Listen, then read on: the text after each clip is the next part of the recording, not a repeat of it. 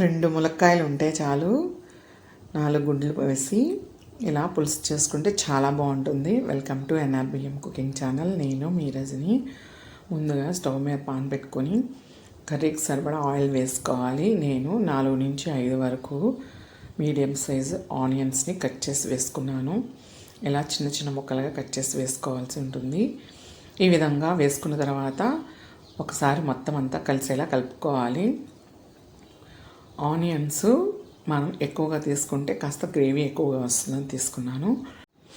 ఈ ఆనియన్స్ని ఒక 5 నిమిషాల వరకు మూత పెట్టి ఫ్రై చేసుకుందాం. మధ్య మధ్యలో ఒకసారి కలుపుకోవాల్సి ఉంటుంది. ఆ విధంగా కలుపుకోవడం వల్ల ఆనియన్స్ అడిగంటకుండా మాడకుండా ఉంటాయన్నమాట. ఈ విధంగా మధ్య మధ్యలో ఒకసారి కలుపుకున్న తర్వాత ఒక స్పూన్ అంతా కల్లుప్పు యాడ్ చేసుకోవాలి. మళ్ళీ ఒకసారి కలుపుకోవాలి. ఇలా కలిపేసుకున్న తర్వాత మళ్ళీ మూత పెట్టేసి ఇంకొక 5 నిమిషాలు ఫ్రై చేసుకోవాలి.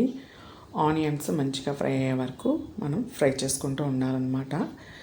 తర్వాత ఒక 4-5 గుడ్ల వరకు తీసుకొని కుక్కర్లో ఒక విజిల్ వచ్చే వరకు ఉడికించుకుంటే మనకి ఎగ్స్ మంచిగా ఉడికిపోతాయి అన్నమాట. నార్మల్గా ఉడకబెట్టుకోవాలంటే చాలా టైం పడుతుంది. ఆ విధంగా నేను కుక్కర్లో వేసేసి ఒక విజిల్ వచ్చే వరకు ఉంచి గుడ్లను తీసేసుకున్నాను.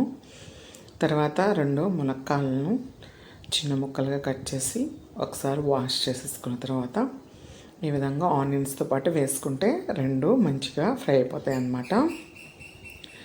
ములక్కాయలు వేసినప్పుడు కూడా ఒకసారి స్పూన్తో కలిపేసుకుందాం. ఈ విధంగా కలుపుకున్న తర్వాత ఒక స్పూన్ అంతా పసుపు కూడా యాడ్ చేసుకుంటే మంచిగా పచ్చివాసన పోయే వరకు వేయించుకోవాలి.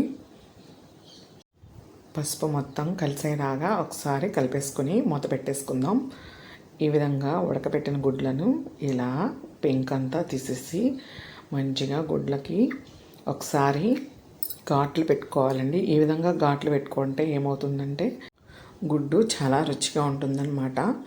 ఈ ఘాట్లు పెట్టడం వల్ల పులుసు లోపలికి అబ్జర్వ్ చేసేసుకొని మంచిగా టేస్ట్గా ఉంటాయన్నమాట. ఈ విధంగా మూత ఓపెన్ చేసి ఒకసారి మళ్ళీ కలుపుకున్న తర్వాత దీనిలోకి 2 స్పూన్లంతా కారం యాడ్ చేసుకోవాలి. కారం పచ్చివాసన పోయే వరకు మొత్తం అంతా మంచిగా ఒకసారి కలుపుకుంటూ ఉండాలి. ఈ విధంగా కాస్త పచ్చివాసన పోయిన తర్వాత దీనిలోకి 1 గ్లాసున్నర వరకు వాటర్ యాడ్ చేసుకోవాలి. వాటర్ కాస్త వేసిన తర్వాత మూత పెట్టేసుకొని కాసేపు మగ్గనివ్వాలన్నమాట. ఈ విధంగా మగ్గుతుండగా మనం ముందుగా ఉడికించి పక్కన పెట్టుకుని ఘాట్లు పెట్టుకున్నాం కదండి, ఆ గుడ్లను వేసేసుకోవాలి. ఇలా ములక్కాయ కోడిగుడ్డు పులుసు చాలా టేస్టీగా ఉంటుంది. మళ్ళీ మళ్ళీ ఇంకొకసారి కర్రీ చేయమని అడిగేంత రుచిగా ఉంటుందన్నమాట. చూసారా, ఇలా ఒక్కొక్కటిగా అన్ని గుడ్లు వేసుకొని ఒకసారి కలుపుకుంటే ఈ పులుసు మొత్తం ఆ కర్రీకి గుడ్లకి మంచిగా పడుతుంది, మునక్కాయలకు కూడా పడుతుంది అన్నమాట. ఈ విధంగా తిరుగుతుండగా ముందుగా నానబెట్టి చక్కగా పల్ప్ అంతా తీసేసి రెడీ చేసుకున్నాను. ఈ విధంగా పులుసు మొత్తం వేసేసుకోవాలి. ఒకసారి మళ్ళీ కలుపుకోవాలి. మంటను చిన్న మంటగా తగ్గించుకోవాలి.